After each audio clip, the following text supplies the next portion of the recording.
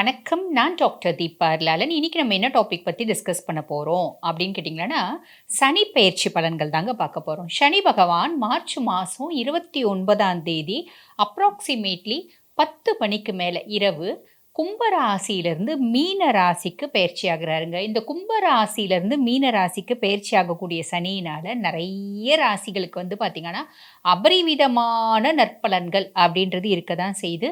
மறக்கவும் முடியாது, மறுக்கவும் முடியாது, மறைக்கவும் முடியாது. என்ன அப்டின்னா, ஒரு சில ராசிகளுக்கு கண்டிப்பா ஒரு சில தீய பலன்கள், நெகட்டிவ் இம்பேக்ட்ஸ் அப்டின்றத ஏற்படுத்த தான் போறாரு.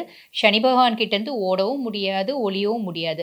அப்படிப்பட்ட நெகட்டிவ் இம்பேக்ட்ஸ் எந்தெந்த ராசிகளுக்கு வரப்போகுது, எந்தெந்த ராசிகளுக்கு ஒரு அமேசிங்கான, எக்ஸலன்ட்டான ஒரு பெனிஃபிட்ஸ் வரப்போகுது அப்டின்றத இந்த பதிவுல பார்க்குறாங்க. அதுக்கு முன்னாடி வந்து பாருங்க, இப்ப நாங்க சொல்லக்கூடிய பலன்கள் எல்லாமே உலகத்துல இருக்க அத்துணை சம்பந்தப்பட்ட ராசிகள். இப்ப மேஷம் சொல்றோம் அப்படின்னா, மேஷ ராசி அன்பர்களுக்கான ஒரு பொதுவான பலன். ரிஷபம் சொல்றோம் அப்படின்னா, ரிஷப ராசி அன்பர்களுக்கான ஒரு பொதுவான பலன். இத பார்த்துட்டு இருக்க அந்தந்த ராசி அன்பர்கள், நாங்க வந்து பாருங்க வாழ்க்கையில பல முக்கியமான விஷயங்கள முடிவெடுக்கும் தருணத்துல இருக்கோம்.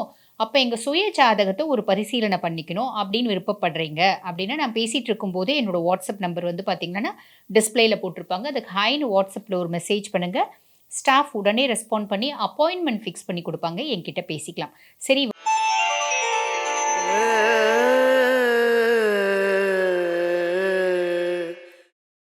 பொதுவா சனி பகவான பத்தி சொல்லணும்னா, அவர் 2ஆம் பாவத்துல இருக்காரு. அதாவது மீனம் உங்களுக்கு 2ஆம் பாவம் தானே. அப்ப பாத சனியா இருக்காரு அப்படின்னு தான் சொல்லணும். சனி வந்து பார்த்தீங்கன்னா, லார்ட் ஆஃப் 12 உங்களுக்கு. 12ஆம் பாவம். அவருக்கு அதிபன் யாரு அப்படின்னு கேட்டீங்கன்னா, சனி பகவான் தான் உங்களுக்கு. அப்படிப்பட்ட சனி பகவான் வந்து பாருங்க 7 சனியினோட கடைசி காலகட்டம். பாத சனியா இருக்காரு. அப்ப என்னங்க எதுவுமே வந்து கெட்டது செய்ய மாட்டாரா? அப்படின்னா அப்படிலாம் கிடையாதுங்க.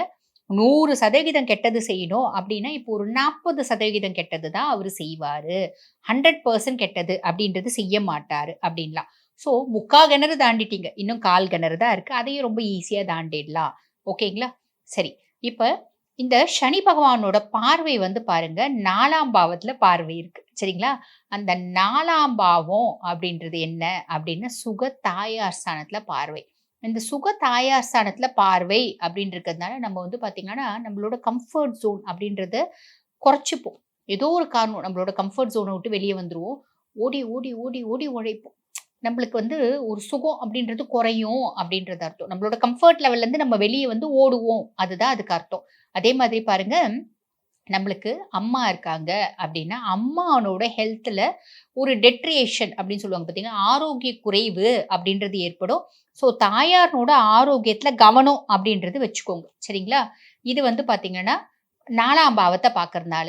அதுக்கப்புறம் சனி பகவான் 8ஆம் பாவத்த பார்க்குறார். துஷ்தானத்த பார்க்குறார். அப்ப என்ன ஆகும் அப்படின்னா, நெறைய பேருக்கு ஒரு அவசொல், ஒரு அவப்பேரு, ஒரு வீண் பழிக்கு ஆளாவறதுக்கு வாய்ப்பு உண்டு. ஒரு பெரிய லெவல்ல இல்ல. ஒரு சின்ன லெவல்ல கூட என்னப்பா இவன ரொம்ப சூப்பர் நெனச்சோம். இவன் இவ்வளதானா? அப்படின்ற மாரி ரொம்ப சாதாரணமா மக்கள் சொல்லிடுவாங்க. அதுக்கு ஆளாகாத மாதிரி பார்த்துக்கோங்க. அதுக்கு என்ன ஆப்ஷன் அப்டின்னா, நீங்க ஜென்னா இருந்தா லேடீஸ் கிட்ட கொஞ்சம் உஷாரா இருங்க. நீங்க லேடியா இருந்தா ஜென்ட்ஸ் கிட்ட ஒரு உஷாரா இருங்க. பொதுவா வந்து பார்த்தீங்கன்னா, அவ பேரு ஆப்போசிட் ஜெண்டரால வரதுக்கு வாய்ப்பு நெறைய உண்டு. அது வேண்டாம். அத வந்து கொஞ்சம் உஷாரா பார்த்துக்கோங்க. அதே மாரி பேசுறது. டக்குன்னு வார்த்தைய விட்டுறாதீங்க. டக்குன்னு வந்து பேசிடாதீங்க. டக்குன்னு டென்ஷன் ஆவாதீங்க. டக்குன்னு கோபப்படாதீங்க. எதுவா இருந்தாலும் இதுவும் கடந்து போகும். அப்படின்னு அமைதியா, நிதானமா, பொறுமையா, இறை நம்பிக்கையோட எப்படி இந்த 5 வருஷத்த கழிச்சீங்களோ, அதே மாதிரி வந்து பார்த்தீங்கன்னா, இப்பயும் கழிச்சிடுங்க. இந்த 2 1/2 வருஷம் 2 வருஷம் 2 1/2 வருஷம் கூட இல்ல. இந்த 2 வருஷத்த ஏன்னா 7 நாட்டு சனி விட்டுட்டு போறதுக்கு முன்னாடி, ஒரு 6 மாசம் முன்னாடியே நெறைய நற்பலன்கள குடுக்க ஆரம்பிச்சுடுவாரு. விட்டுட்டு போகும்போது பெருசா ஒரு அபரிவிதமான ஒரு நற்பலன் அப்படின்றத கண்டிப்பா குடுக்க தான் செய்வாரு. இத யாராலயும் மறுக்கவும் முடியாது, மறைக்கவும் முடியாது. அப்படிப்பட்ட சனி பகவான் இன்னும் 2 வருஷம் தான் கொஞ்சம் கெடுபலன்கள குடுப்பாரு. அதுவும் வந்து பார்த்தீங்கன்னா, பகுதி தான். 3/4வாசி தாண்டிட்டீங்க. ஒரு 25-30% தான் இன்னும் இருக்குன்னு வச்சுக்கோங்களேன். அத தாண்டுறது அப்படின்றது நிதானமா தாண்ட முயற்சி பண்ணிக்கோங்க அப்படின்னு சொல்லணும். சரி, அடுத்து சனியினோட பார்வை 11ஆம் பாவத்துல பதியுது. இவரு பாத சனியா இருந்து பார்வை பதியறதுனால என்ன ஆகும் அப்படின்னு கேட்டீங்கன்னா, சனியினோட நல்ல பார்வை அப்படின்றதுல கொஞ்சம் குரூர பார்வை. அப்ப என்ன ஆகும் அப்படின்னா, நம்ம ரூ. 1000க்கு வேலை செய்றோம் அப்படின்னு வச்சுக்கோங்களேன், ரூ. 500 தான் சம்பாதிப்போம். ஆனா நம்மளுக்கு தேவை ரூ. 1000. அப்ப நம்ம என்ன பண்ணணும், ரூ. 2000க்கு வேலை செய்யணும்.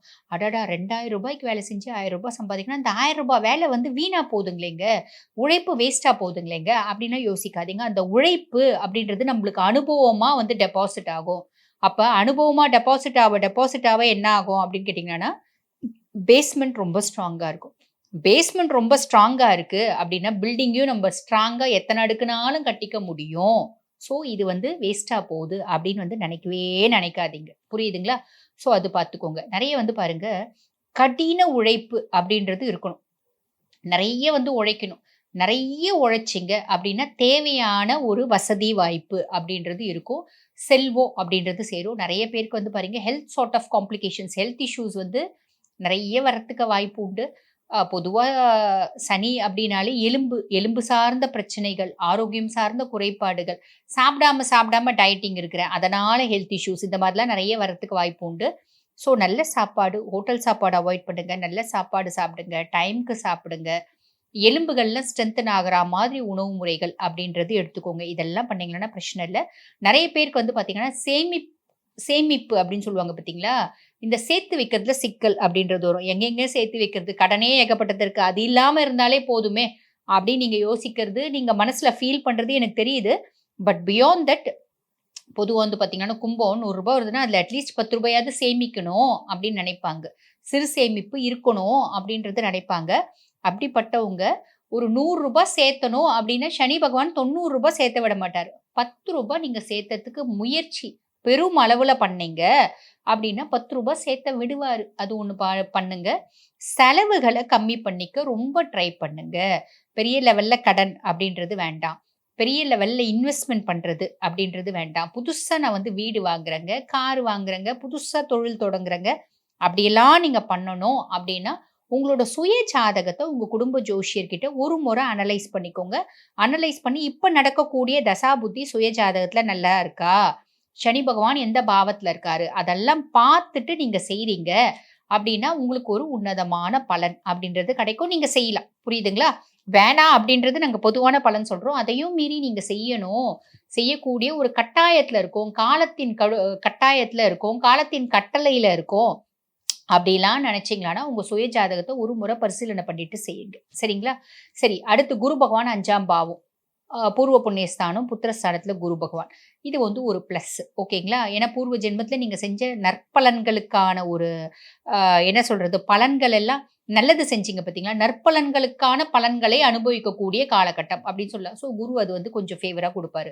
ராகு, கேது 1 அண்ட் 7 ஜென்ம ராகு சம் சார்ட் ஆஃப் காம்ப்ளிகேஷன்ஸ ஏற்படுத்துவாரு. அப்புறம் 7ல இருக்க கேது ஹஸ்பண்ட் ஒய்ஃப்குள்ள ஒரு விட்டேத்தியான ஃபீலிங். நீங்க வந்து கும்பராசி ஜென்னா இருக்கீங்கன்னா, உங்களுக்கும் உங்க லேடிக்கும் உங்க ஒய்ஃப்க்கும் வந்து பார்த்தீங்கன்னா, ஒரு அந்யோன்யம் அப்படின்றது இருக்காது. நீங்க நெறைய எக்ஸ்பெக்ட் பண்ணுவீங்க. அவங்க எதுவுமே செய்ய மாட்டாங்க.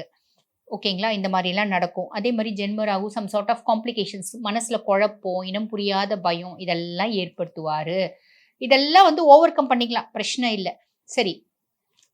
ஸோ ராகுவும் பத்தியும் சொல்லிட்டேன், ராகு கேது பத்தியும் சொல்லிட்டேன், குரு பத்தியும் சொல்லிட்டேன். மெயினா சனி. சனி தான் இங்க வந்து பெருசா டாமினேட்டான பிளானட். விதி கிரகம். சனி தான் விதி கிரகம். ஜென்ரலா ஒரு விஷயம் இருக்குங்க. பொதுவா வந்து பாருங்க, ஒரு பெரிய கோடீஸ்வர வீட்ல ஒரு பையன் பொறந்திருக்கு அப்டின்னா கூட, அதுக்கு சனி நல்லா இல்ல அப்டின்னா, அது லைஃப் பெருசா நல்லா இருக்காது. ஒரு குடிசையில ஒரு பையன் பொறந்திருக்குன்னா, சனி சூப்பரா இருக்கு அப்டின்னா, அது லைஃப் நல்லாவே இருக்கும். அது குடிசையில பொறந்திருந்தாலும் வாழும்போது பங்களால வாழும். அதாவது இறக்கும்போது பங்களால இறக்கும். அந்த மாதிரி வாழ்க்கைய வந்து விதிய வந்து நிர்ணயிக்கிறவரு, விதிய வந்து ஒரு விதி கிரகம் அப்படின்னு தான் சொல்லுவாங்க. சனி பகவான. அப்ப சனி நல்லா இருக்கு அப்படின்னாலே பெரும்பாலும் நெறைய நல்லது நடக்குங்க. சரி, ஓகே. இதெல்லாம் விட்டுடலாம். இப்ப வந்து பாருங்க, எந்த ஒரு விஷயமா இருக்குது அப்படின்னாலும் நல்லாவே இருக்குனாலே பரிகாரம் சொல்லுவோம். பாத சனி கும்பத்துக்கு உங்களுக்கு பரிகாரம் சொல்ல மாட்டோமா? உங்களுக்கு எந்த பரிகாரம் ஒரு உன்னதமான பரிகாரமா இருக்கும் அப்படின்னு கேட்டீங்கன்னா, கும்பகோணம் பக்கத்துல ஆதி கும்பேஸ்வரர் ஆலயம் அப்படின்னு ஈசன் கோயில் இருக்கு. அந்த ஈசன போய் வழிபாடு பண்ணிட்டு வாங்க. அந்த ஈசன பார்த்துட்டு வாங்க. அந்த ஈசன பார்க்க போகும்போது நெய் எடுத்துட்டு போங்க. எப்படிங்க ஒரு 4, 5 லிட்டர் நெய் எடுத்துட்டு போலாமா? அவ்வளோலாம் இல்லைங்க. உங்க வசதி வாய்ப்புக்கு ஏத்த மாரி ஒரு 100 எம்எல் நெய் எடுத்துட்டு போங்க. ஐயர்கிட்ட குடுங்க. ஐயா, கர்ப்ப கிரகத்துல இருக்க விளக்குல இந்த நெய்ய ஊத்துங்க அப்படின்னு சொல்லுங்க. அந்த நெய் ஊத்துனோனே அந்த விளக்கு ஒரு பிரகாசமா எரியும் பார்த்தீங்களா? அந்த மாரி உங்க வாழ்க்கை பிரகாசமாகும்.